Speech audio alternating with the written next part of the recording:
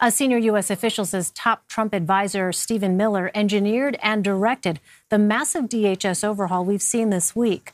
Sources tell CBS News that Miller won an internal battle with the president's son-in-law, Jared Kushner. Now Miller is in charge of Homeland Security personnel and immigration policy. Here's a look at some of what Miller has said about immigration in the Trump era. Our opponents, the media, and the whole world will soon see, as we begin to take further actions, that the powers of the president to protect our country are very substantial and will not be questioned. Aren't you trying to change what it means to be an immigrant coming into this country? If you're telling them you have to speak English, can't people learn how to speak English when they get here? Well, first of all, right now, it's a requirement that to be naturalized, you have to speak English. So the notion that speaking English wouldn't be a part of our immigration systems would be actually very ahistorical.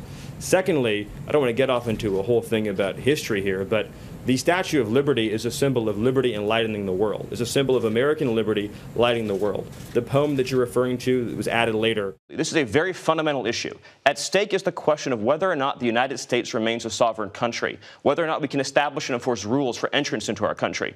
The Democrat Party has a simple choice.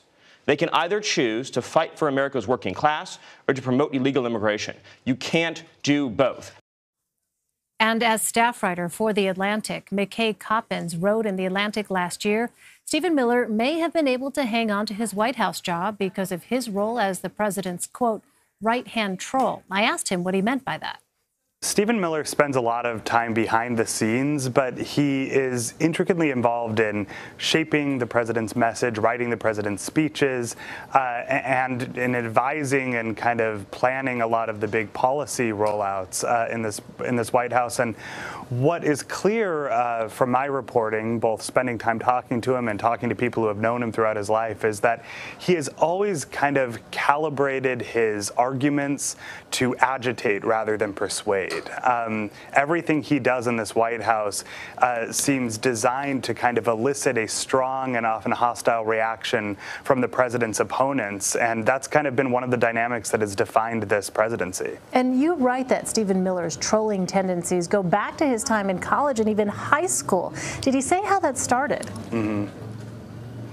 Yeah, well, he grew up in a kind of liberal bubble of affluence in Santa Monica, California, and from a very young age, he told me he's had what he calls a nonconformist streak, which manifested itself in his kind of teenage years and beyond in kind of this high school trolling. He, for example, ran for student government in high school on a platform of making the janitors pick up trash after the students, and he was booed off stage, and there's video that we linked to from the piece where he's booed off the stage, but as he's being removed from stage, he's kind of smirking and looking pleased with himself. And I think that episode kind of sums up his general approach to needling liberals and the left.